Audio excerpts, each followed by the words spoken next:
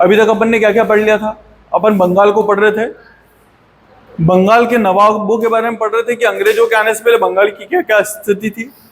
अपन ने अलग अलग बंगाल के नवाबों को पढ़ा था, उनके बारे में जाना था कि कैसे बंगाल में नवाबियत की स्थापना हो रही है, अलग अलग वंश आए, अलग अलग शासक आए। अब उसके बाद में स्थिति कैसी बन रही है कि एक व्यक्ति सिराजुद्दौला बंगाल पे शासन तो कर रहा है, पर उसके खिलाफ षड्यंत्र रच रहे हैं, उसके साथ वाले भी प्लस अंग्रेज भी। तो उसने क्या करा, उसने अंग्रेजों को भगाने की कोशिश करी, विवाद हुआ, विवाद कारण उसने अंग्रेजों को भगाने की कोशिश करी, अंग्रेज भागे भी सही, उल्टा द्वीप में जाके रुके थे, मैंने यहाँ तक बताया था भग के, और एक काल कोठरी की घटना सुनाई थी, राइट। अब हमको इसके आगे पढ़ना है कि क्या क्या घटनाएं हो रही है। मैंने एक और चीज बताई थी कि रघु जी भोसले आए थे, कौन थे? है ना, शिवाजी के बेटे थे, उनके वंशज हैं, मराठा हैं कुल मिला के। मराठों के आक्रमण कहाँ हो रहे हैं? बंगाल पे हो रहे हैं। मतलब इसका सीधा सा मतलब है कि अब इसको किससे डर है? मराठों से डर है। इसने अंग्रेजों से दुश्मनी मोड़ ले रखी है और इसको पता है कि इसके घर में भी इसके दुश्मनों की कमी नहीं है। अब एक युद्ध हो रहा, मनिहारी का युद्ध।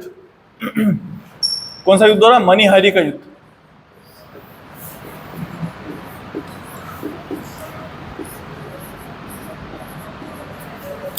इस युद्ध में एक तरफ तो है सिराजुद्दौला, एक तरफ है शौकत जंग। शौकत जंग जानते हो कौन है? पूर्णिया का सरदार है वो। कुल मिला के ऐसा मान लो कि उसका चचेरा भाई है सिराजुद्दौला का, और उससे नफरत करता है। तो एक तरफ कौन है? सिराजुद्दौला, सिराज लिख दो, सिराजुद्दौला, और शौकत जंग।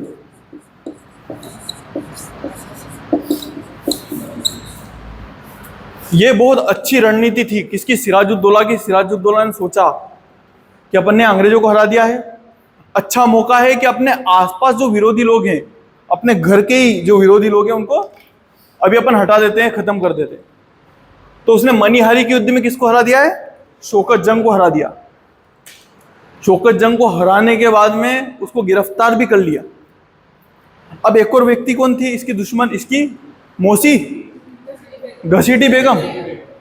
मौसी थी, बुआ थी, बुआ है ना, बहन है ना, मासी है ना, ओके चलो, बुआ नहीं मौसी है ना। तो एक काम क्या कर रहा है, मनिहारी के युद्ध में किसको हरा रहा है? शौकत जंग को। इसने जो घसीटी बेगम है,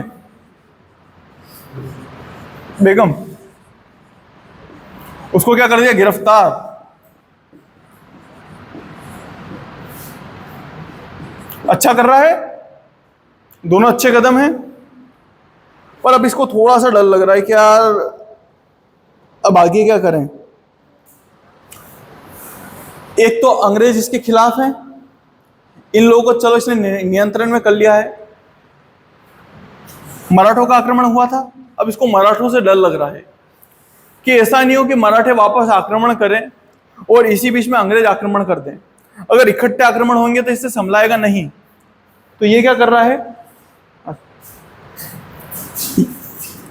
ये समझौता करेगा, अलीनगर की संधि करेगा। कौन सी संधि? अलीनगर की संधि। टॉपिक डालना, अलीनगर की संधि है ना, की संधि। संधि के कारण क्या क्या है? कारण तो इसके मेन दो कारण है। पहला कारण क्या है? मराठा। पहला कारण क्या है? मराठा। मराठा इसलिए कारण है कि ऐसा नहीं हो कि मराठा फिर से आक्रमण करे, और मराठा जब आक्रमण करे तो अंग्रेज भी हम पे आक्रमण कर दे। एक एक को हराना ज्यादा आसान रहता है कि इकट्ठे दो को हराना ज्यादा आसान है? एक एक को, इकट्ठे दो आएंगे तो फिर तो बचने के चांसेस ही नहीं। तो एक तो मराठों का डर है, पहला कारण ये है। दूसरा कारण ये है कि अंग्रेजों में दो लोग हैं, एक तो एक क्लाइव और दूसरा है वॉटसन। यहां लिखूं कि ऊपर लिखूं? दूसरा कारण है व्यक्ति है क्लाइव और दूसरा व्यक्ति वॉटसन। एक क्लाइव है ना, ये क्लर्क था। मतलब आपको ये चीज माननी पड़ेगी कि अंग्रेजों की श्रेष्ठता का एक बहुत बड़ा कारण है कि वो योग्यता को शरण देते हैं। योग्यता को शरण देना मतलब समझते हो? अपने इसमें क्या होता है, सपोज मानो कि तुम किसी नौकरी पे हो, ऊंचे पद पे हो, तुम्हारी कोई सी कंपनी है या तुम्हारा खुद का कोई सा कॉलेज है, स्कूल है, तो जब तुमको किसी को आगे बढ़ाना होगा तो तुम 10 बार सोचोगे किस जात का है। हमारे यहाँ देश में ऐसा ही चलता है, किस जात का है।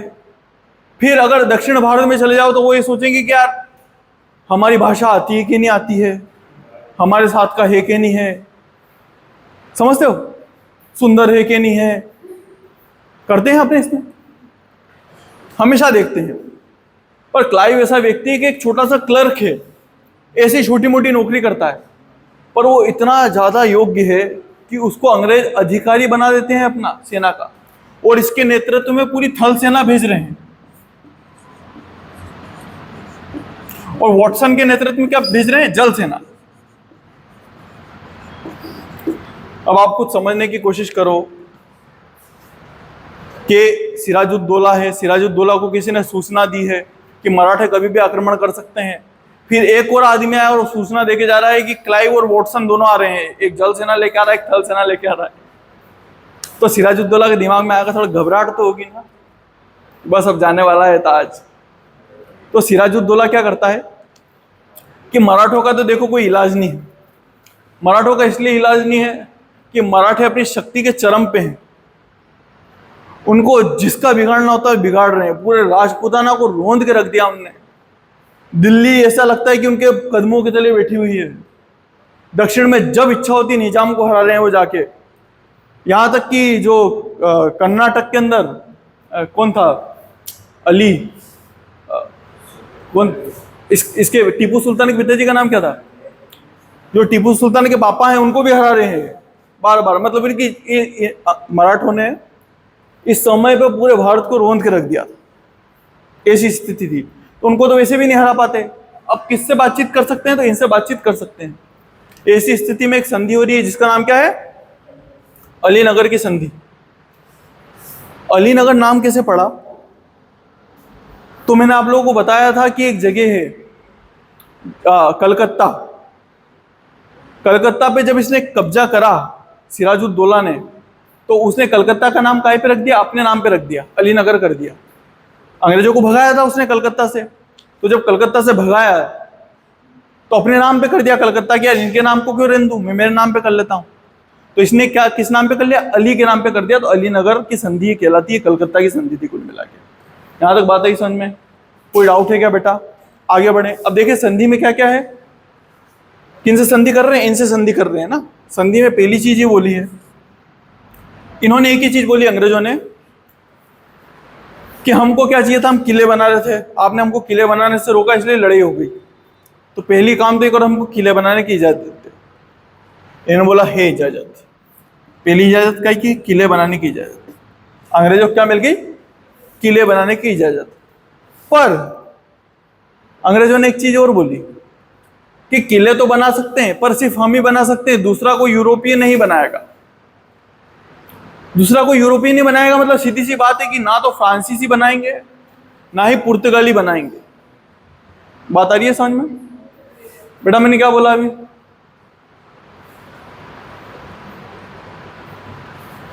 क्या बोला मैंने, कहाँ ध्यान है आपका। अच्छा फर्स्ट ईयर की क्लास में आ गया।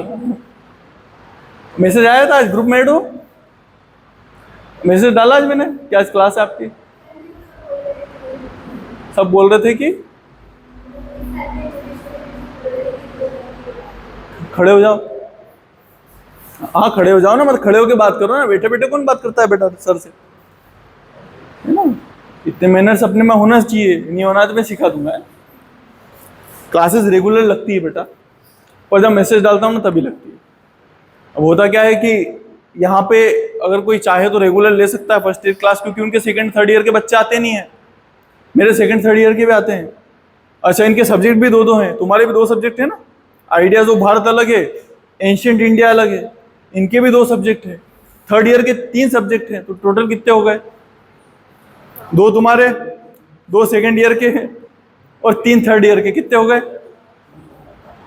7। बेटा एक दिन में 7 घंटे पढ़ा सकता हूं क्या मैं, पॉसिबल नहीं है, चाहूं तो भी नहीं पढ़ा सकता। इतनी देर कोई आएगा भी नहीं, कौन कौन रुकेगा 6-6 बजे तक, कौन बच्चा रुकेगा, कोई भी नहीं रुकेगा। इसलिए क्या होता है बेटा, आप लोगों के हर दूसरे दिन या तीसरे दिन क्लास लगती है, वीक में लगभग 3 बार, पर जो क्लास लगती है वो थोड़ी लंबी लगती है, ठीक है। मैसेज आए तभी मानना, ग्रुप में ऐड होना, उसी में मैसेज आएगा बेटा, ठीक है। बैठना चाहो तो बैठ सकते हो, पर बात नहीं करना, और अगर जाना चाहो तो बिल्कुल जा सकते हो, है ना।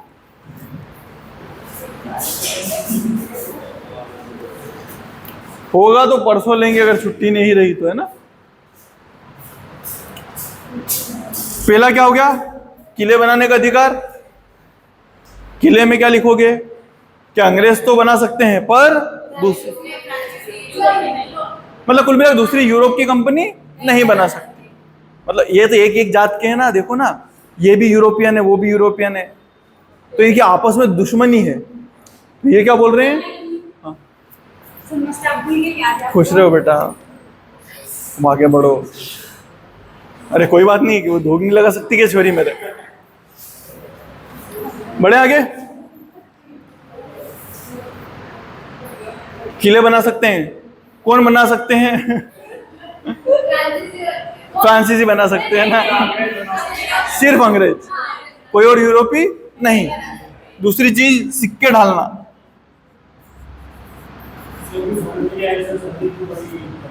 ये संधि क्यों हो रही है समझ में नहीं आएगा। अंग्रेजों को भगा दिया था सिराजुद्दौला ने, ठीक है, यहां तक समझ में आया। उसके आंतरिक कलह में जो दुश्मन थे उनको भगा दिया, अब वो आराम से बैठा हुआ है। अब उसके पास में सूचना है कि मराठा आक्रमण करने वाले हैं। एक और सूचना है कि क्लाइव और वॉटसन दोनों सेना लेके आ रहे हैं। अब दो दुश्मन इकट्ठे आ रहे हैं, सामना कर पाएगा नहीं कर पाएगा, तो इसने कहा समझौता करना है। मराठे समझौता मानते नहीं, बहुत इतने ताकतवर हैं कि उनको फर्क ही नहीं पड़ता है क्या समझौता करे, बिहार तो लूट के गए थे फिर लूटूंगा मैं, तो ऐसा है उनकी स्थिति। तो बच्चे कौन है, अंग्रेज। अंग्रेजों से समझौता चल रहा है, ये समझौता तो क्योंकि अंग्रेज क्या है, फ्रंट पे है। फ्रंट पे इसलिए कि उनको पता है कि इसको जरूरत है समझौता करने की, इसलिए वो समझौता कर रहे हैं। समझौते में पहला समझौता लड़ाई किस लिए हुई थी, किले बनाने के पीछे हुई थी। तो अंग्रेजों ने बोला हम किले बनाएंगे, सिराजुद्दौला ने बोला कि मान लिया बना लो। अंग्रेजों ने बोला कि सिर्फ हम ही किले बनाएंगे, फ्रांसीसी भी नहीं बना सकते हैं, ना पुर्तगाली बना सकते हैं, ना डच बना सकते हैं। तो इसने बोला ठीक है तुम ही बना सकते हो। इन्होंने बोला कि हम सिक्के ढालेंगे। सिक्के ढालने का मतलब हम अपनी करेंसी निकालेंगे। तो उसने बोला ठीक है निकाल लो। फिर और क्या बोल रहा है, सिक्के ढालना मतलब समझ गए ना, अपनी करेंसी निकालना। क्या मैं बताऊंगा ना, करेंगे ना। अभी युद्ध हुआ था इनके बीच में, इनके और फ्रांसीसियों के बीच में। पुर्तगाली तो कमजोर कर दी दिए इनने पहले से, बच्चे कौन है, फ्रांसीसी बचे हैं बस। नेक्स्ट है, इन्होंने बोला है, इन्होंने और क्या बोला, इन्होंने कुछ पैसे मांगे कि जो युद्ध हुआ था, जो आपने मारकाट करी, हमारी फैक्ट्री बर्बाद कर दी, आग लगा दिए, लोगों को मारा, तो उसके बदले क्या चाहिए, हर्जाना चाहिए। तो इन्होंने कुछ हर्जाना मांगा है, लगभग 3 लाख रुपए क्षतिपूर्ति मांगी है। जो क्षति हुई थी उसकी पूर्ति करो। कितने, 3 लाख रुपए दो। उस टाइम 3 लाख रुपए बहुत बड़ी बात होती थी, बहुत बड़ी बात, समझ रहे हो ना। घर आ जाते थे कुछ रुपए में, तो सोचो 3 लाख रुपए दिए होंगे इसको। फिर इसने बोला कि जब आपने हमको हराया तो आपने हमसे सारे सारे अधिकार छीन लिए थे। अधिकार क्या थे, तुमको मुक्त व्यापार का अधिकार था, बिना टैक्स दिए व्यापार का अधिकार। मुक्त मतलब कहीं भी जाके व्यापार कर सकते थे। कहाँ पे, बंगाल, बिहार और उड़ीसा में व्यापार कर सकते थे। मैंने बताया ना ये पूरा बंगाली है, तो बंगाल, बिहार और उड़ीसा आप लोग पूरे पूरे लिखना है ना। में मुक्त व्यापार का पुनः अधिकार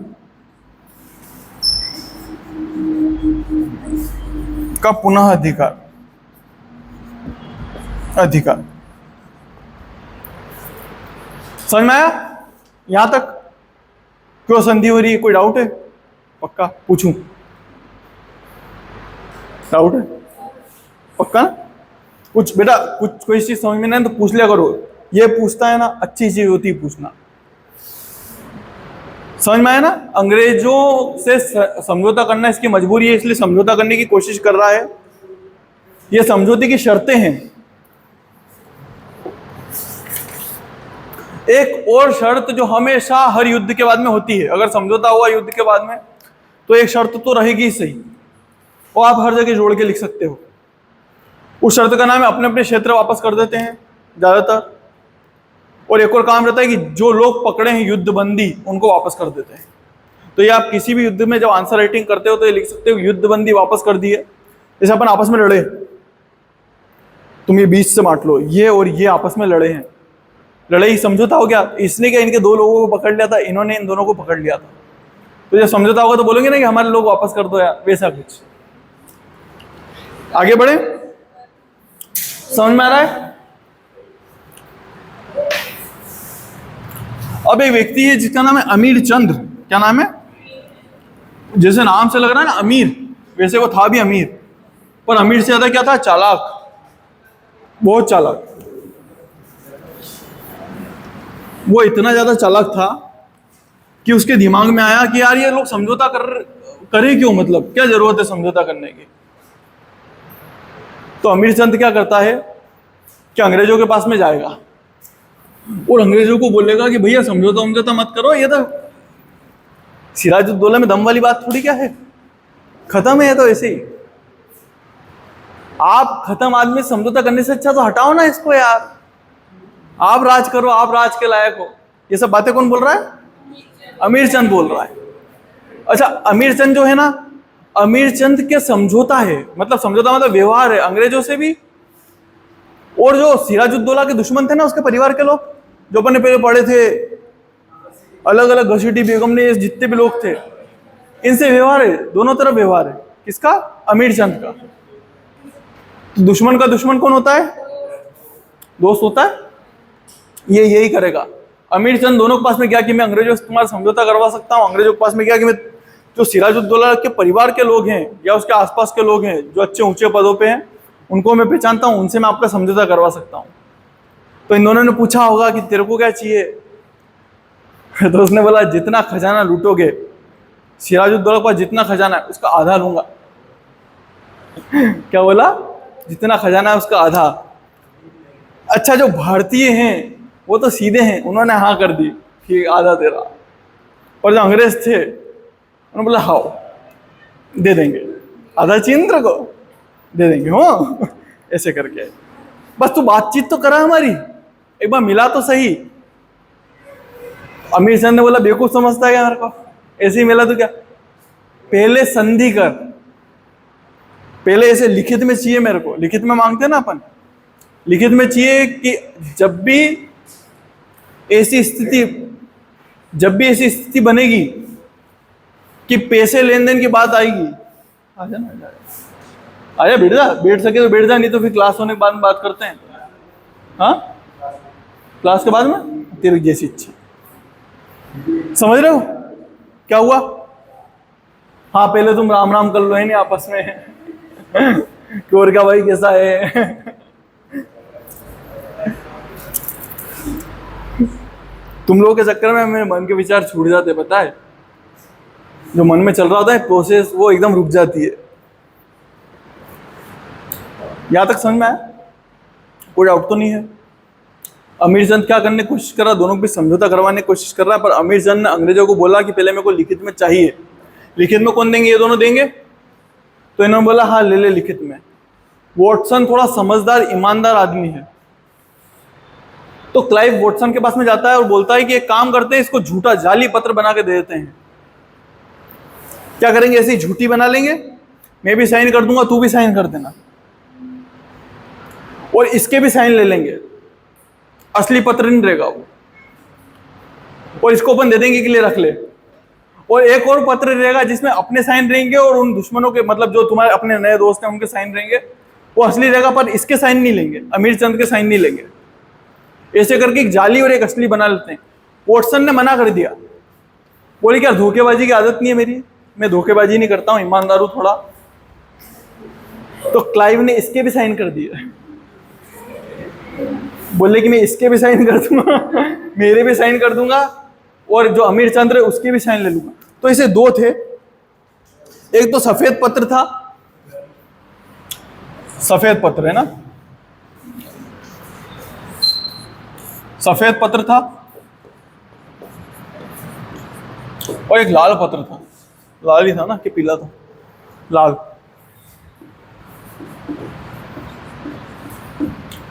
ये जो था ना ये असली था। यहां पे किसने साइन करे? तो इसने दोनों ने साइन करे, क्योंकि वॉटसन तैयार था कि असली वाले पे तो मैं साइन कर दूंगा, नकली पे नहीं करूंगा। तो वॉटसन के भी साइन है, क्लाइव के भी साइन, वॉटसन के भी साइन है प्लस क्लाइव के भी साइन है ना, और इस असली वाले पे दोनों के साइन। पर जो नकली वाला है उस पे किसके? तीनों के साइन है, क्लाइव, वॉटसन और एक और कौन है? अमीर चंद। तीनों के साइन अमीर चंद को दे दिया। अमीर चंद नाचते नाचते घर गया होगा, आधा आधा धन मिल जाएगा उसको, जितना खजाना रहेगा उसका आधा। ये चीज वॉटसन को पता नहीं है। अब ये लोग क्या करेंगे इनके, अच्छा वो नाम जान लो थोड़े से। घसीटी बेगम जानते हो, एक फतेह चंद जानते हो? फतेह चंद मैंने बताया था ना, शायद वो जिसको ये सौंपा था, इन्होंने अलीनगर सौंप दिया था जीतने के बाद में। फिर अमीर चंद जानते हो? अमीर चंद यही सही। राय दुर्लभ, राय दुर्लभ सेनापति है इनका, इससे भी समझौता कर लिया। घसीटी बेगम जानते ही हो। और वो पूर्णिया का सरदार कौन था? शौकत जंग, इसको भी जानते हो। ऐसे ही मतलब ये जितने भी, और वो कृष्ण कृष्ण कृष्ण वल्लभ, राजवल्लभ, ये सब, ये जितने भी, ये पूरी भीड़ इन सबसे अंग्रेजों ने समझौता कर लिया। अब अंग्रेज पूरे कॉन्फिडेंस में है। अब युद्ध तो करना है इनको, पर सीधे सीधे युद्ध कर लेंगे, अभी समझौता हुआ ना अभी युद्ध हो जाएगा क्या? कोई बहाना ढूंढना पड़ेगा। तो अंग्रेजों ने क्या करा कि एक जगह चंद्रनगर, कौन सी जगह है? चंद्रनगर। ये चंद्रनगर किनकी बस्ती है? तो फ्रांसीसियों की बस्ती है।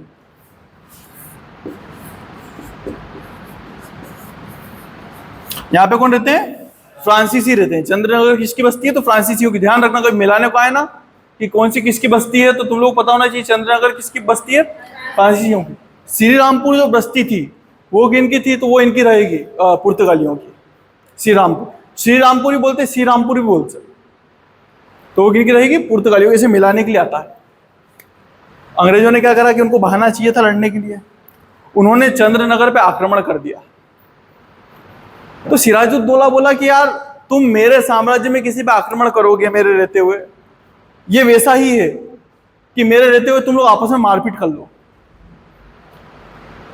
तो फिर मेरी क्या रह जाएगी यार? समझ रहे हो ना? मेरे रहते हुए मारपीट करोगे, इसका मतलब तुम मेरी इज्जत ही नहीं करते हो। इसको सिराजुद्दौला को भी लगा होगा कि मैं रहते हुए आपस में लड़ लिए तो फिर मेरी क्या इज्जत है। तो सिराजुद्दौला ने इसको समझाया किसको? अंग्रेजों को, कि बिल्कुल अभी छोड़ दो, इस पे से तुरंत कब्जा छोड़ो। इन्होंने मना कर दिया। अंग्रेजों ने मना भी कर दिया, प्लस आरोप लगाया किस पे? सिराजुद्दौला पे, कि तुम फ्रांसीसियों की हेल्प करते हो, फ्रांसीसी हमारे दुश्मन है और आप इनकी हेल्प कर रहे हो, इसलिए हम तो युद्ध की तैयारी करेंगे। और ये लोग आगे भी बढ़ने लग गए। आगे बढ़ते बढ़ते कहाँ तक पहुंचे हैं? तो प्लासी तक पहुंच गए अंग्रेज। कहाँ तक पहुंच गए? प्लासी तक। तो जब आपके लिए क्वेश्चन आए कि प्लासी युद्ध के बारे में बताइए, प्लासी युद्ध के कारणों को बताइए, तो आप जितने कारण है सब लिख दें।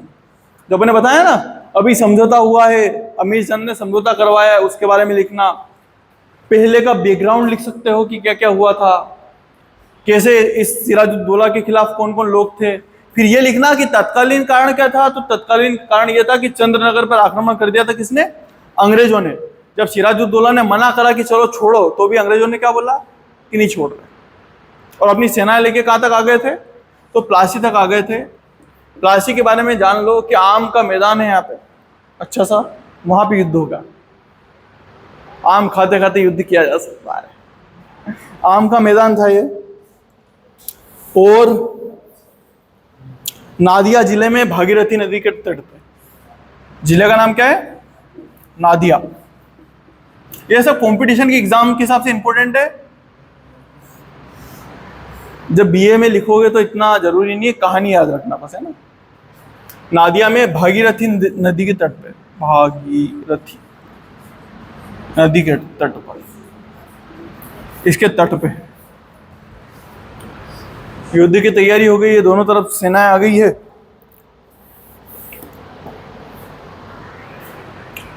मैंने आप लोगों को बताया ना, इसके साथ के जो हैं वो गद्दार हैं और इसको पता नहीं है अभी कि वो लोग गद्दार हैं। ये उन्हीं से डिस्कशन कर रहा है कि युद्ध कैसा करना है, कि आप में से कौन कैसे लड़ेगा। अब वो अच्छी सलाह देंगे क्या? उन्होंने अनशन सलाह दी। और दिक्कत ये है कि ये भी इतना समझदार आदमी नहीं है सिराजुद्दौला, तो इसने वो सलाह मान भी ली कि हाँ ठीक है, हाथी लेके जाने हैं कि घोड़े लेके चलें। तो उन्होंने बोला हाथी लेके चलो, हाथी लेके, बड़े रहेंगे, डरावने लगेंगे, अंग्रेज घबरा जाएंगे देख के। अच्छा, इसने बोला कि बंदूकें लेके चलें क्या? तो बोले बंदूक नहीं, अपन तो तीर चलाएंगे उन पे। बंदूकों को भरोसा थोड़ी, क्या चले नहीं चले, तीर तो चलेगा तो चलेगा ही सही। ऐसे समझाया इनको, जो इसके आसपास के लोग हैं उनने। तो कुछ लोग हैं, जैसे युद्ध स्टार्ट हुआ तो दो व्यक्ति हैं, बार बार क्वेश्चन आया हुआ है। एक का नाम है मीर मर्दान और दूसरे का नाम है मोहन लाल। क्या नाम है? मीर मर्दान। जब युद्ध की घटनाएं लिखोगे ना, तब लिखना है ना कि युद्ध की क्या घटनाएं हो रही है ना। प्लासी का युद्ध है, प्लासी के युद्ध के बारे में अपन जान रहे हैं, घटनाओं के बारे में कि कैसे हो रहा है घटना। पहली घटना क्या है कि एक व्यक्ति मीर मर्दान, मीर मर्दान, दूसरे का नाम है मोहन लाल।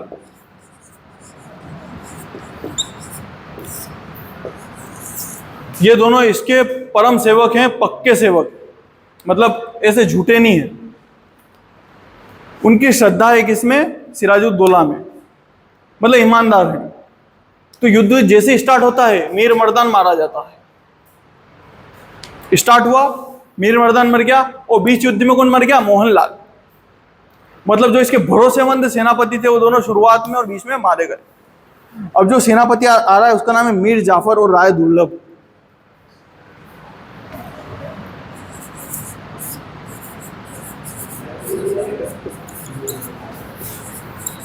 राय दुर्लभ, ये दोनों पहचान गए कौन है? जिन्होंने साजिशें रची थी। अब दोनों सेनापति में तो सेनापति ही गद्दार हैं। क्या लड़ोगे? ऐसी स्थिति बनी, ये खुद जान करके सेना को मरने के लिए भेज रहे हैं, हेल्प नहीं कर रहे हैं। सिराजुद्दौला बहुत बड़ी सेना लेके गया था पर हार गया। और जब वो हारा, मतलब युद्ध चलते चलते में इन लोगों ने उसको सलाह दी कि भागो। राजा को बोला कि आप भागो, अपन हार जाएंगे 100%, और आप तो बच के रहे हो, हम लोग संभाल भी लेंगे, हम आपको जिता देंगे, आप जाओ, कभी मर गए तो। जब राजा युद्ध छोड़ के जाता है, सेना में क्या होता है? उत्साह खत्म हो जाता है। क्या हमारा नेता तो भाग गया, क्या पता हार रहे हो तो। उनको थोड़ी पता कि युद्ध में कितने किसके मरे हैं। ये दोनों सलाह देंगे कि भागो, और कायब बैठ के भागो, हाथी के ओहदे में बैठ के भाग जाओ। तो ये भाग गया, इनके कहने पे कौन भाग गया? सिराजुद्दौला। बाकी सेना ने तो हाथ खड़े कर दिए कि हम तो लड़ेंगे इन राजा के बिना। कुल मिला के सिराजुद्दौला युद्ध हार गया। जब भाग रहा था वो, तो उसको लोगों ने पकड़ लिया। लोगों ने मतलब जो अंग्रेजों के सैनिक थे या उनके विरोधी लोग थे, उन्होंने पकड़ा। और जो मीर जाफर है, उसके बेटे का नाम है मीरन। क्या नाम है? मीरन। मीरन ने इसकी गर्दन काट दी सिराजुद्दौला की, कि चलो तेज चल रहे थे वापस से। अब युद्ध के कारण देख लेना, युद्ध की घटना समझ में आ गई क्या हुआ युद्ध के कारण। हाँ, थोड़ी सी क्लास चल ही रही है तो आधा घंटा और रुक जाओ। हाँ ठीक है। घटना क्या हो रही है? युद्ध की घटना हो गई है। हाँ, तुम्हारी इच्छा देख लेना है ना। युद्ध हो गया, युद्ध की घटनाएं हो गई, हार के कारण देख लो। मतलब ऐसे लिखोगे ना, तुमको लिखना भी तो समझाने से थोड़ी कुछ होगा। जब अभी आंसर राइटिंग करनी होगी बीए में, तब लिखना पड़ेगा ना। युद्ध का तात्कालीन कारण लिखोगे, पुराने कारण लिखोगे, फिर युद्ध की घटनाएं लिखोगे, फिर लिखोगे हार के कारण। तो हार के कारण में तुम लोग बता जाओ क्या क्या हार के कारण है। पढ़ने की जरूरत ही नहीं, खुद ही बताओगे तुम लोग। बताओ क्या कारण है हार के, एक एक बता जाओ। सेनापति भरोसे के लायक नहीं है, पहला कारण ये लिख लेना, सेनापति भरोसे के लायक नहीं। और बोलो सेनापति, चलो सेनापति है ना।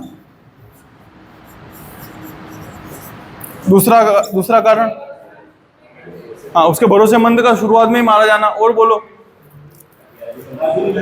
हाँ, आधुनिक तोड़दार बंदूकों का यूज ही नहीं करा, जो आधुनिक हथियार है उसका यूज ही नहीं कर रहा आदमी। एक ये कारण है, तीसरा कारण ये, और चौथा कारण बताओ। हाँ, हो सकता है बारिश भी हुई हो। बारिश होती है तो हाथी का कोई यूज ही नहीं हो सकता है। अब वो हाथी लेके आया, मतलब यार एक गार्डन है, आम का बगीचा है, हाथी क्या करेगा उसमें? आम खाने लग गया होगा वो।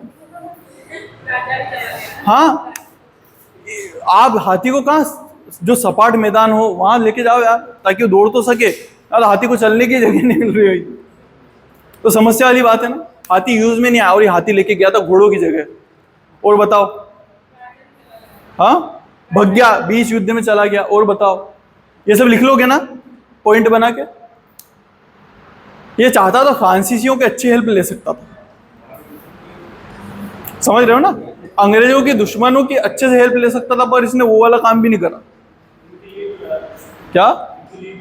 हाँ, उनके लिए लड़ा था, उनसे हेल्प ले सकता था। फिर एक और चीज भी है, यह आदमी थोड़ा मतलब कच्चा है, ये डाइट लड़ना नहीं जानता है, ये खुद भी अयोग्य है। आपने सामने वाले को मौका क्यों दिया मजबूत होने का? क्या जरूरत थी संधि करने की? तुमको मत करते संधि, इसकी जगह तो तुमको फ्रांसीसी और संधि कर लेनी चाहिए थी। जब अंग्रेजों को आपने हराया था तो उनको फुल्टा द्वीप में क्यों छोड़ दिया? मार देते। फिर जब वो प्लासी तक आ गए तो आ कैसे गए? बाकी जगह क्यों रोक पाए आप? जब अंदर घुस रहे तो घुसने क्यों दे रहे हो? वहीं आक्रमण करो ना उन पे। तो ये थोड़ा अविवेकी आदमी है, इसमें विवेक नहीं है, थोड़ा डरता भी है, डरपोक भी है। तो ये सब लिख सकते हैं। आगे बढ़े। अब इस युद्ध के परिणाम क्या क्या निकले हैं, तो परिणाम करके लिखना।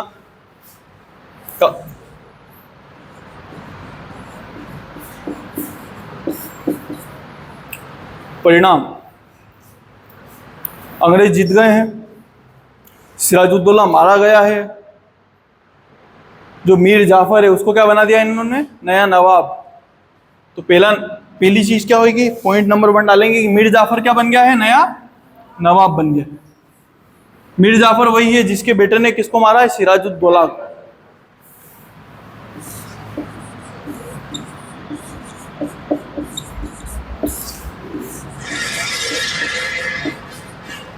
मीर जाफर क्या बना है? नया नवाब बन गया। पहला परिणाम।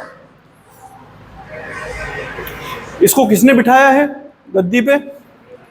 हाँ, अंग्रेजों ने। तो जो गद्दी बिठाएगा उसको खुश तो करना पड़ेगा। सीधी सी बातें नहीं करोगे तो फिर वो बिठाता ही क्यों? किसी और को बिठाएगा। तो पहली बार अंग्रेजों को जागीर मिल रही है, 24 परगना की जागीर।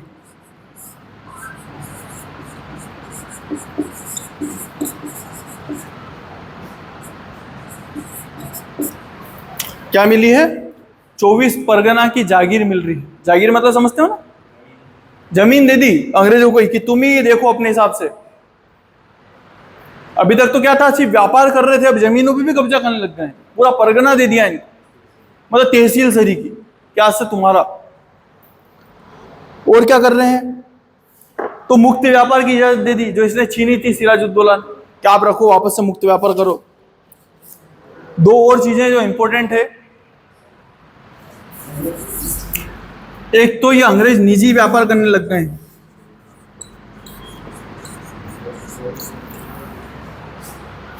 एक पल के लिए समझने की कोशिश करना, हम सब अंग्रेज हैं, जितने छोरे छोरे हैं हम अंग्रेज हैं। हम लोगों ने बंगाल को जीता है। आप लोग बंगाल के लोग हो, उसमें से आप में से जिसकी इच्छा हो नवाब बन जाओ। आप हमारे में कहने पे ही चल रहे हो, हमने जो बोल दिया कि ये है तो ये है। तो ऐसे में जो पर्सनल हम लोग जो हैं, जो जीते हुए लोग हैं, उनकी भी तो इच्छा होती होगी ना कि यार एक काम करते हैं ना यार, अपन अंग्रेज हैं, अपने से वैसे लोग डरते हैं, अपन खुद भी तो व्यापार करते हैं यहाँ पे, निजी व्यापार। कंपनी व्यापार कर रही वो नहीं, अपन खुद का एक व्यापार खोल लेते हैं। तो यहाँ निजी व्यापार चालू हो गया।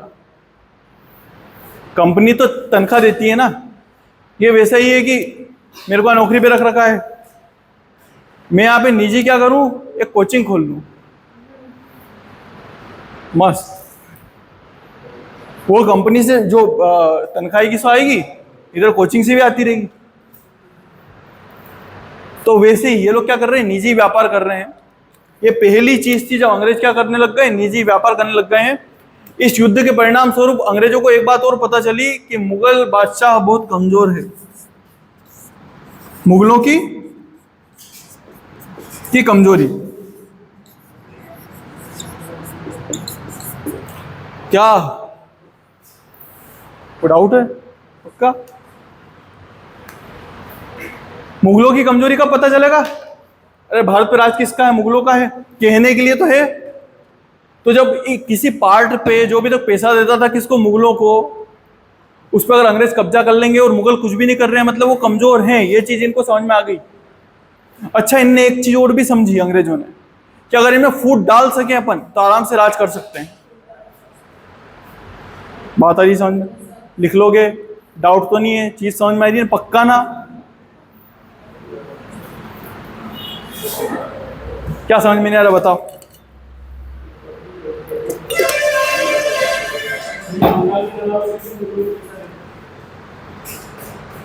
लास्ट टाइम उसने दिया था, उसने देना बंद कर दिया था। पर मुगलों के अधिकार में तो था, कहने के लिए तो ये था ना कि बंगाल में मुगलों का पार्ट है, उधर जो अवध है वो मुगलों का क्षेत्र है, कहने के लिए क्षेत्र था। रोहन तो सब मराठों ने रखा था, राजपूताना भी किनका था? मुगलों का ही था।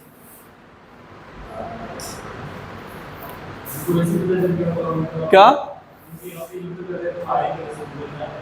तो जब मुगल आएंगे नहीं तो इनके दिमाग में तो रहेगा ना कि यार कमजोर है तभी तो नहीं आए। ये वैसा ही है कि तुम्हारे परिवार में तुम सब एक परिवार में रहते हो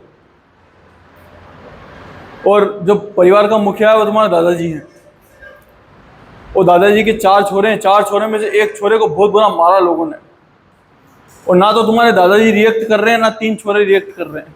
इसका सीधा सा मतलब है 3 छोरे का तो पता नहीं, पर दादाजी बहुत कमजोर है। सही बात है ना?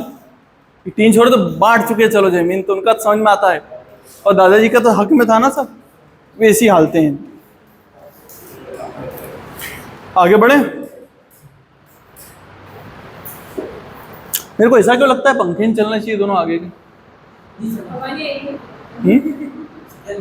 नहीं चलना चाहिए, नहीं चलना चाहिए, क्या पता, मेरे को ऐसा लगता है डिस्टर्ब होता है इससे। ये आगे का हुआ कि पीछे का? हो जा भाई, हुआ हुआ गया ना?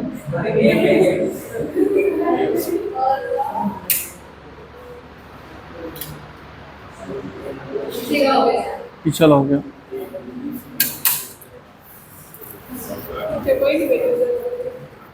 थोड़ा क्या तुम लोगों में एकाग्रता बनी रहेगी। अच्छी हवा आ रही है, इधर उधर की बातें दिमाग में आ रही है, बातें आ रही है, साथ में दोस्त बैठा हुआ है तो वैसी बातें कर लो। यहाँ ध्यान दो, यहाँ पे कहाँ पे थे अपन? अब कुछ कथन है जो कंपटीशन की एग्जाम की तैयारी कर रहे हैं उनके लिए बहुत ज़्यादा इंपॉर्टेंट है, बाकी आप लोगों के लिए इंपॉर्टेंट नहीं है। अभी के इतिहासकार हैं उन्होंने प्लासी के युद्ध के बारे में कोई चीज़ें बोली है, वो ध्यान रखना। एक व्यक्ति है मालेसन, क्या नाम है, अंग्रेज व्यक्ति हैं, उसने इस युद्ध के बारे में बोला है। क्या बोला है? मालेसन ने बोला है कि प्लासी के युद्ध से बड़ी तत्कालिक घटना कोई सी भी नहीं है। तो ऐसे क्वेश्चन आता है कंपटीशन में कि ये वक्तव्य किसका है या ये कथन किसका है कि प्लासी के युद्ध से बड़ी घटना उस समय कोई सी भी नहीं हुई, उससे बड़ी कोई सी घटना थी नहीं। तो ये किसने बोला है? मालेसन ने बोला है। फिर एक व्यक्ति हैं जिनका नाम है यदुनाथ सरकार। यदुनाथ सरकार साहब ने बोला है कि जैसे ही प्लासी का युद्ध जीते अंग्रेज, मध्यकाल खत्म हो गया, आधुनिक काल स्टार्ट हो गया। ऐसा कौन बोल रहे हैं? यदुनाथ सरकार। और ये बार बार आया है कंपटीशन की एग्जाम में। कैसा, किसका मानना था प्लासी के युद्ध के बाद में भारत में मध्यकाल खत्म और आधुनिक काल स्टार्ट? तो आप लोग क्या बताओ किसने बोला है? यदुनाथ सरकार ने। फिर एक नवीन चंद्र करके हैं, उन्होंने बोला कि आज से, जब से प्लासी का युद्ध जीते अंग्रेज, कालजयी रातें स्टार्ट हो गई। कालजयी रातें मतलब बस रातें ही हैं, दिन होगा ही नहीं। कालजयी रातें, काल को जीत चुकी रातें। एक और व्यक्ति हैं जिनका नाम है के एम पाणिक्कर। के एम पाणिक्कर ने बोला है कि युद्ध था ही नहीं। जिसको आप युद्ध बोल रहे हो ना प्लासी का, वो युद्ध असलियत में था ही नहीं। ये तो क्या हुआ कि कुछ नवाब के ऐसे चेले चपाटे थे जो दोगले थे, उन्हों के और अंग्रेजों के बीच के समझौते थे जिसने इसको हरा दिया। अदरवाइज युद्ध जैसा तो कुछ था ही नहीं। धोखे हुए थे इसके साथ में, नवाब के साथ में। ऐसा कौन बोल रहा है? के एम पाणिक्कर। यहां तक समझ में आया? आगे बढ़े। नेक्स्ट है मीर कासिम।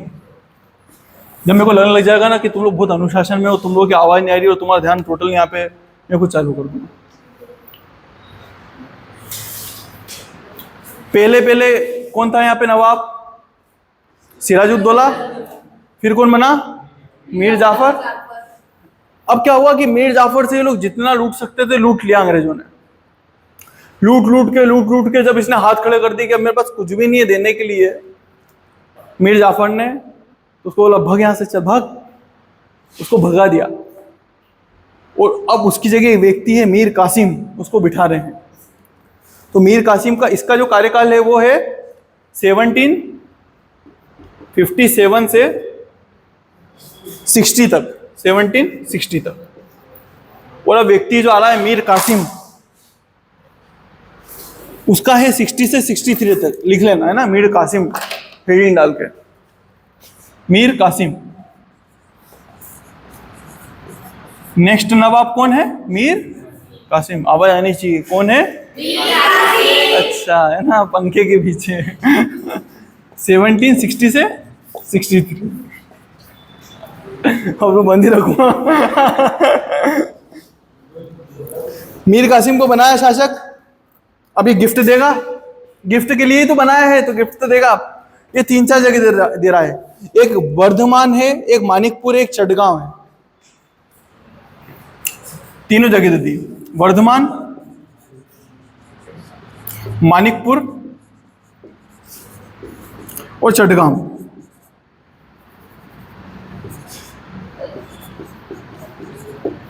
चटगांव 3 जगह दे दी इसको। कि अब पहला जो इनको जमींदारी मिली थी वो कहाँ की मिली थी? अभी मैंने थोड़ी देर पहले बताया। कौन सा परगना था? 24 परगना। कंपटीशन में आता है इसलिए ध्यान में रखना। मैं कभी पूछूंगा भी सही, ध्यान में रखना है ना। फिर बता रहा हूँ, जब कभी टेस्ट वगैरह लेऊंगा तो बहुत हद तक चांसेस ऐसे क्वेश्चंस पूछूं। एक और चीज है, ये बार बार क्वेश्चन आता है कि सिलहट चूने की जागीर, जो चूना का खान थी सिलहट में, उसका आधा हिस्सा किसको दे दिया था? अंग्रेजों को। कौन, किसने दिया था? मीर कासिम ने।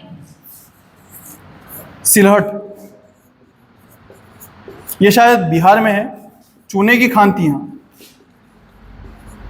खान, इसका आधा हिस्सा दे दिया था। किसको? अंग्रेजों को। किसने दिया? मीर कासिम ने। तो ये अंग्रेजों को दे तो खूब रहा है, पर ये व्यक्ति थोड़ा समझदार है। अच्छा, मीर कासिम जो है ना, वो दामाद है किसका? मीर जाफर का। अब थोड़ी देर मेरी बात पे ध्यान देना। ये योग्य है। कौन? मीर कासिम बहुत योग्य व्यक्ति है। अब इसके दिमाग में आ रहा है कि यार ये क्या है यार, मेरे को डमी बना के रख दिया इनने। जब इच्छा होती है मेरे को लूट लेते हैं और जो चाहिए होते हैं वो ले लेते हैं। अब इसका मन उठता जा रहा है किससे? अंग्रेजों से। तो ये क्या करता है कि दिमाग लगाता है कि दिक्कत कहाँ है। तो सोचता है कि जब तक मैं मुर्शिदाबाद में रहूंगा तो अंग्रेज आसपास में रहेंगे तो मेरे को परेशान करेंगे। तो ये राजधानी बदल रहा है और मुर्शिदाबाद से राजधानी बदल के क्या कर रहा है? तो ये पटना अपनी राजधानी कर लेगा। मुंगेर, सॉरी, बिहार में एक जगह मुंगेर। मुर्शिदाबाद से राजधानी क्या कर ली इसने? मुंगेर। तो ये क्वेश्चन आता है कि मुर्शिदाबाद से राजधानी कहां कर ली थी इसने? मुंगेर में।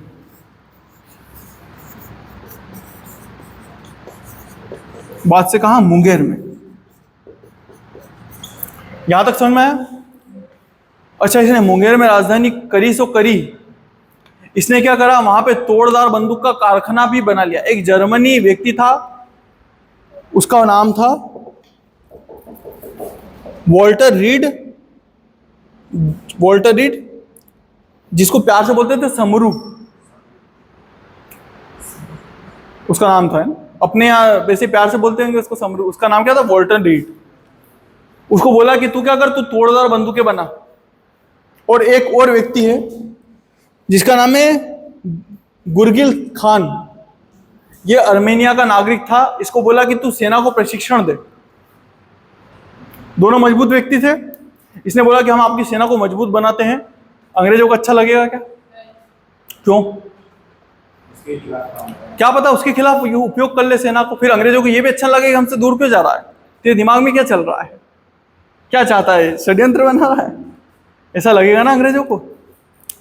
फिर इसने एक बहुत बड़ा काम करा जो अंग्रेजों को बिल्कुल पसंद नहीं आया। अंग्रेजों को क्या था कि वो लोग, एक चीज होती है जिसको बोलते हैं दस्तक। दस्तक ऐसा होता है कि जो शासक है वो दस्तक बना के देता है। जैसे आप मेरे अपने वाले हो, आपको यहाँ व्यापार करना है तो मैं दस्तक बना के एक प्रमाण पत्र दे दूंगा कि इनसे जब व्यापार हो तो इनसे जरा सा भी टैक्स वगैरह कुछ भी मत लेना, इनको व्यापार में क्या देना, सुविधाएं देना, ऐसे दस्तक। तो अंग्रेज क्या कर रहे थे, सब पे टैक्स लगता, पर जिनके पास दस्तक होती उन पे टैक्स नहीं लगता। तो अंग्रेज क्या करते थे कि भारतीयों को भी दस्तक बांटने लग गए थे। अब नवाब के पास में पैसा आएगा क्या? आएगा ही नहीं, क्योंकि टैक्स तो उसको मिल ही नहीं रहा है। फिर अंग्रेज तो ऐश कर रहे हैं क्योंकि उनके पास दस्तक है, तो वो तो किसी चीज पे टैक्स देते ही नहीं है, और बाकी भारतीय टैक्स दे रहे हैं, जो गरीब है वो दे रहे हैं, बाकी भी कोई बेच भी रहे हैं। तो ऐसे में बहुत ज्यादा परेशान है। कौन परेशान है? मीर कासिम की पैसा था इन रहा है। तो इसने काम करा, इसने बोला कि ठीक है, आज से मुक्त व्यापार, दस्तक की जरूरत ही नहीं किसी को, आप बिना टैक्स के ही सब व्यापार करो मिलके। अंग्रेजों को अच्छा लगेगा? मानो कि मैं ब्रिटिशर हूं, मेरे पास दस्तक है, आप यहाँ के शासक हो, आप मेरे से, सब लोगों से नॉर्मली इस पेन के बदले कितना टैक्स लेते थे? 10% टैक्स लेते थे।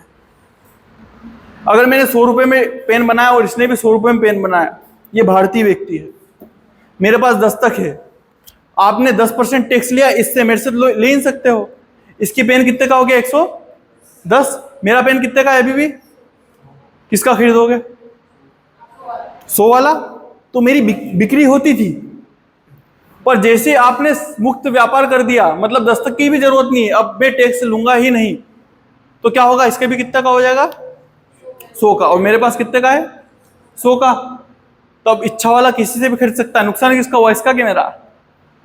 मेरा नुकसान हो गया ना, पहले सब मेरे से खरीद रहे थे। इस चीज का बुरा लगा मीर कासिम ने जो करा ना, अंग्रेजों को बहुत बुरा लगा। फिर मीर कासिम ने कुछ एक्स्ट्रा टैक्स भी लगा दिए लोगों पे, पैसे की जरूरत थी उसको, सेना बनानी थी, तो उसने एक्स्ट्रा टैक्स भी लगाए, जिसको खिजरी नुमा कर बोलते हैं। इस्लाम में कुछ कर हैं, उसके अलावा अगर कोई से टैक्स लगाए जाते हैं तो वो कौन से कहलाते हैं? खिजरी टैक्स, जो असलियत में गैर इस्लामिक हैं। इस्लाम में उनकी मनाही है, पर फिर भी लगाते हो तो क्या बोलते हैं? खिजरी नुमा कर बोलते हैं उनको। कभी ऐसे आ जाए कि खिजरी कर किसको बोलते हैं, तो जो पहले से इस्लाम में नहीं लिखे हुए उन टैक्स को बोलते हैं खिजरी नुमा कर। फिर एक व्यक्ति है राम नारायण, अंग्रेजों को बहुत प्यारा था राम नारायण, बहुत प्यारा। उसकी हत्या कर देता है कौन? मीर कासिम। अब अंग्रेजों को ये सब चीज अच्छी लगेगी क्या? नहीं लगेगी। एक व्यक्ति है एलिस, उसको अंग्रेजों ने भेजा इसके दरबार में मुंगेर में कि जा और इससे पूछ कि तमाशे क्यों कर रहा है, इतना तेज क्यों चल रहा है। तो एलिस जाता है इसके दरबार में, ये बड़ा अपमान करता है मीर कासिम। और किसके कहने पे? समरू मैंने बताया था सेना को प्रशिक्षण दे रहा है, समरू के कहने पे इसका बड़ा अपमान करेगा। समरू कहेगा कि यार अपमान मत करो एलिस का, यही मार के नहीं यही गाड़ दो इसको। क्या बोलेगा? मार के नहीं गाड़ दो इसको, क्यों इतनी चीज सुनना, आप तो राजा हो यार, इसकी बातें सुनते हो, इसकी अंग्रेज की। मारो, मैं तो इसे कहाँ का हूँ, मैं तो फ्रांस जर्मनी का हूँ, मारो इसको, आप तो बिल्कुल खत्म करो। तो जितने सैनिक आए थे उसके साथ में, उन सबको मार के वही खत्म कर दिया। अंग्रेज सहन करेंगे क्या? कर सकते हैं? इतनी बड़ी चीज जिसको बिठाया इनने, वो इनके खिलाफ विद्रोह कर रहा है। अंग्रेज आएंगे और कुछ युद्ध होगा, जैसे बर्धमान का युद्ध और गिरिया का युद्ध और उधनोला का युद्ध, ये 3 युद्ध होंगे। वर्धमान, गिरिया और उधनोला, ये युद्ध हुए। इन तीनों युद्धों में कौन हार गया? मीर कासिम। बहुत बुरा हारा, अंग्रेजों ने बहुत बुरी पिटाई लगाई इसकी। तो ये भगते हुए कहाँ गया? तो अवध में गया। अवध में जाएगा और अवध का नवाब है सिराजुद्दौला। नाम सुना है सिराजुद्दौला का? हाँ, शुजाउद्दौला, सॉरी, सिराजुद्दौला तो ये है, इसको तो मर गया। सिराजुद्दौला आत्मा आ गई क्या उसके? उसका नाम है शुजाउद्दौला। क्या नाम है? शुजाउद्दौला। अवध के नवाब के पास में जाएगा ये, और अवध के नवाब को बोलेगा कि आप भी मुसलमान, मैं मुसलमान। ये पता नहीं कोई ईसाई लोग होते हैं, वो आए हैं, सुअर को भी खाते हैं, जबकि इसमें अपने इसमें तो मना ही है। ऐसे करके उसको भ्रमित करेगा, बोलेगा कि अपने को खत्म करना है इसको। और उस समय क्या था कि जो नवाब है कहाँ का? अवध का, उसकी शरण में मुगल बादशाह रह रहा था। तो कौन कौन हो गए? एक तो मीर कासिम हो गया। मीर कासिम किसके पास में आया है? शुजाउद्दौला।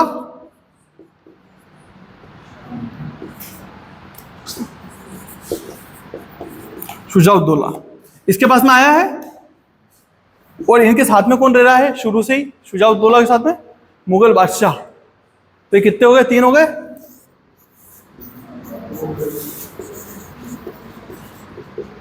इनकी इतनी बड़ी सेना हो गई थी, बहुत बड़ी सेना हो गई थी इनकी, तीनों की मिला के। और एक युद्ध होगा जिसका आपने बार बार नाम सुना है, क्वेश्चन भी आएगा और आप लोगों को लिखना पड़ेगा। कौन सा युद्ध होगा? है बक्सर का युद्ध। कौन सा युद्ध? बक्सर का युद्ध। अब बक्सर के युद्ध के बारे में जान लो, कब हो रहा है? 22 अक्टूबर 1764 को। क्या लिख दे? बक्सर।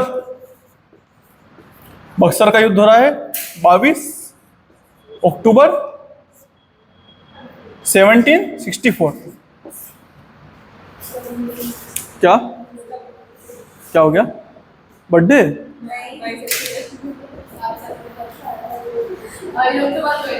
क्या कही? 22 अक्टूबर को बर्थडे है तुम्हारा? क्या है? अरे वाह यार, बहुत बहुत बधाई यार, इस दिन तुम पैदा हुई होगी, है ना? याद रखना पड़ेगा यार, तो याद रह जाएगा इसको, ये तो भूलेगी ही नहीं। जब जब जब इसकी कॉपी चेक होगी तो वो देखेगा कि इसको डेट भी याद है। 22 अक्टूबर को बक्सर का युद्ध हो रहा है। बक्सर में एक तरफ कौन है? अंग्रेज हैं, दूसरी तरफ कौन है? मीर कासिम, शुजाउद्दौला और मुगल बादशाह। ये लड़े और कौन जीते? अंग्रेज जीत गए। ये अंग्रेजों की देखी जाए तो पहली बहुत खतरनाक जीत थी, ऐसी जीत थी जिसमें रोंद के रख रहे हैं इसके दुश्मनों को सेना के साथ में। इसके पहले तो इन्होंने धोखाधड़ी करी थी, प्योर धोखाधड़ी, पर इस बार क्या कर रहे हैं? ये बकायदा युद्ध लड़ रहे हैं और जीत भी रहे हैं। इस युद्ध के बाद में थोड़ा सा और टॉपिक बचा है, सुन लो। इस युद्ध के बाद में 2 संधियां होगी। वो संधियां आप लोगों के लिए बहुत ज्यादा इंपॉर्टेंट है। इनके हारने के कारण, इनके हारने के बहुत सारे कारण थे।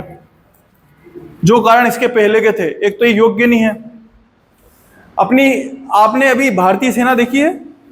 आपने परेड देखी है 26 जनवरी की? एक ताल में चलते हैं अपने सैनिक, वो अंग्रेजों ने सिखाया है इसलिए।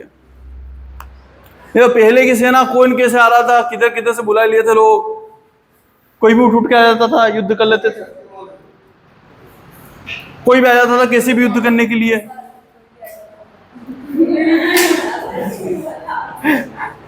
समझ रहे हो ना? ऐसे उठा उठा के ले आते थे सामान।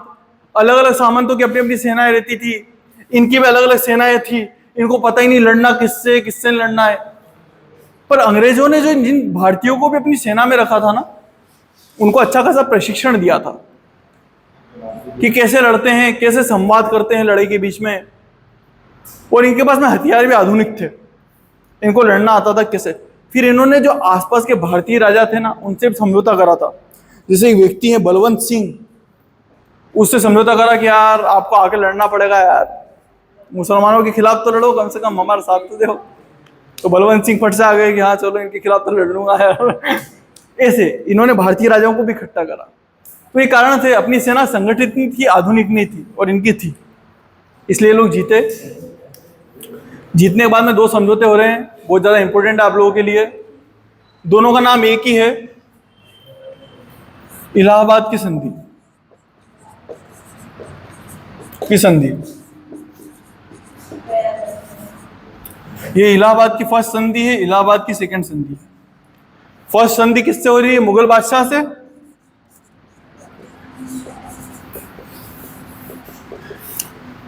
इससे तो करने की जरूरत नहीं है ना संधि, मीर कासिम से इसकी जरूरत ही नहीं, खत्म है। तो इसकी जगह वैसे दूसरे को बिठा दिया इन्होंने, पर क्योंकि अवध में इनका प्रभाव नहीं है,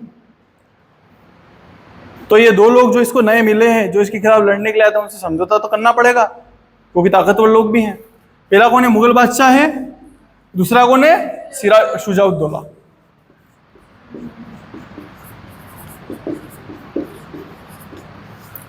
पहली संधि किससे हुई है? मुगल बादशाह से। सेकंड संधि किससे हुई है? शुजाउद्दौला से हुई है। मुगल बादशाह को बोला इनने कि हमको सबसे पहले तो ये काम करो कि हमसे 26 लाख रुपए वार्षिक ले लो। कितने ले लो? आप ले लो, जीते हमें, पर पैसे आप ले लो। कितने ले लो? 26 लाख रुपए ले, और पर ईयर ले, वार्षिक ले, और हमको जागीर दे दो। अब ये सब छोड़ो, ये जो वहां नवाब ववाब बिठा रखे वो सब छोड़ो, अब हम ही नवाब हैं। तो हमको दीवानी मतलब पैसे के अधिकार, जितने भी बंगाल, बिहार, उड़ीसा में जितने भी पैसों से रिलेटेड काम होते हैं वो हमको दे दो, क्योंकि बादशाह तो आप ही हो। जब शुरुआत में नवाब आए थे तो उनको आपने बिठाया, अब हम आ रहे थे, हमको बिठा दो। 26 लाख रुपए देंगे हम हर साल। बादशाह को तो हराम कर रहा था, इनने देना बंद कर दिया था, तो कम से कम कुछ नहीं से कुछ तो आए, तो बादशाह हाँ कर देंगे। बंगाल, बिहार और उड़ीसा की दीवानी, प्लस एक जगह है आंध्र प्रदेश में, उत्तरी सरकार। क्या है?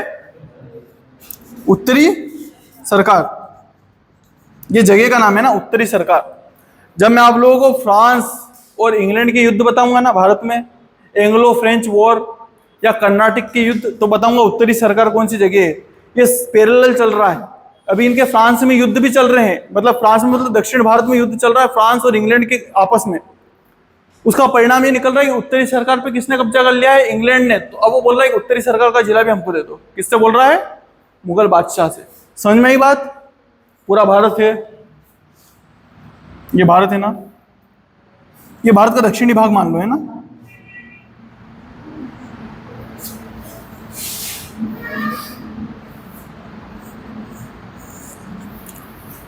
मान लो ये भारत है ना।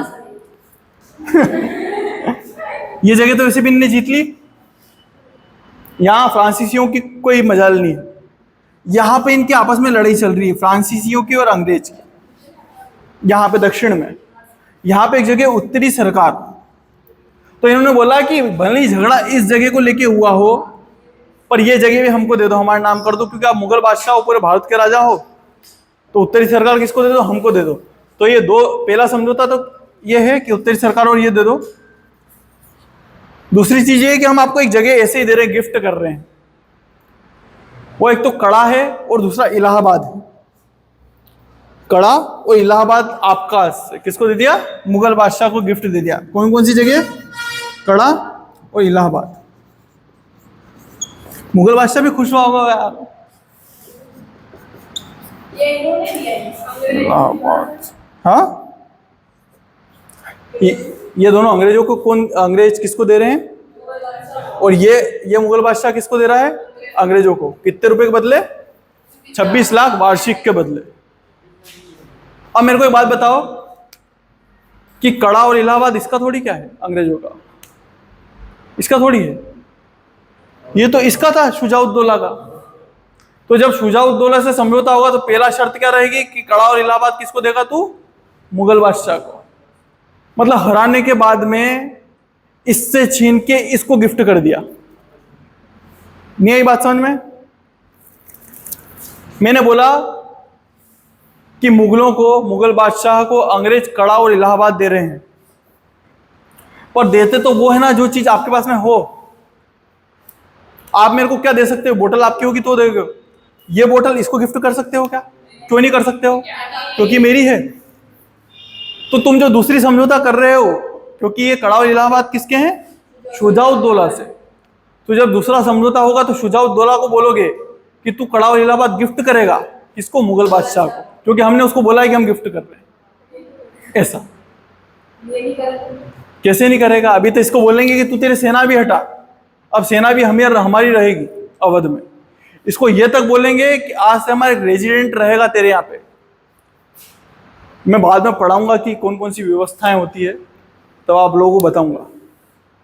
तो ऐसे करके कुल मिला के जो अवध का क्षेत्र है वहां पे किसका कब्जा हो गया है? अंग्रेजों का। कहने के लिए शुजाउद्दौला का शासन चल रहा है, पर असलियत में अधिकार किसका हो गया है? अंग्रेजों का। बादशाह भी खुश, शुजाउद्दौला दुखी, अंग्रेज खुश। यहां तक बात आई समझ में? कोई डाउट तो नहीं है? बस यही था। अब कुछ और नवाबों को जान लो कि किसके समय कंपटीशन की एग्जाम के हिसाब से कि किसके समय क्या क्या हुआ, और आपका टॉपिक खत्म हो जाएगा पूरा बंगाल। ठीक है?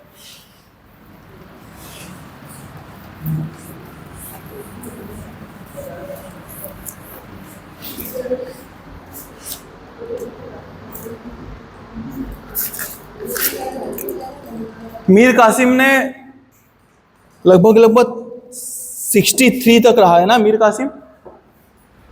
पहले कौन था? मीर जाफर। कब से कब तक था? 60। फिर कौन आया? मीर कासिम।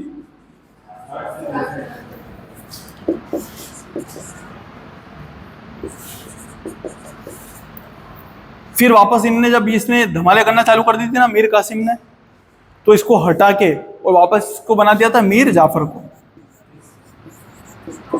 कि तुझसे तो यार वो तू ही अच्छा था उससे तो यार। और ये कब तक रहा? तो 63 से 65। फिर इसके बाद में जो आया उसका नाम है नजमुद्दौला।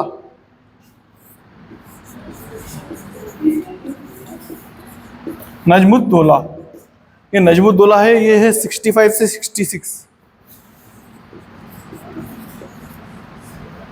नजमुद्दौला में ये लिखने का एक कारण है कि आपको याद रखना है कि इलाहाबाद की संधि किसके समय में हो रही है? तो नजमुद्दौला के समय में हो रही है। इलाहाबाद की संधि कब हुई? तो 65 में। और इस समय बंगाल का नवाब कौन है? यही क्वेश्चन आएगा कि 65 में बंगाल का नवाब कौन था, या इलाहाबाद की संधि के समय बंगाल का नवाब कौन था? तो आप लोग क्या बताओगे? नजमुद्दौला था। फिर अगला है सैफुद्दौला।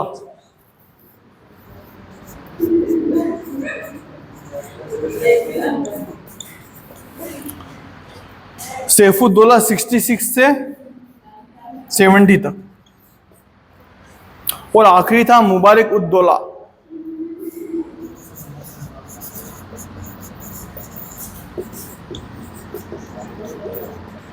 मुबारक उद्दौला ये था 75 तक। और 75 में जितने भी अधिकार थे वो अंग्रेज क्या कर लेंगे? अपने हाथों में ले लेंगे। तो आखिरी बंगाल का नवाब कौन था? मुबारक उद्दौला। ठीक है, बहुत बहुत धन्यवाद। पंकज जी है ना।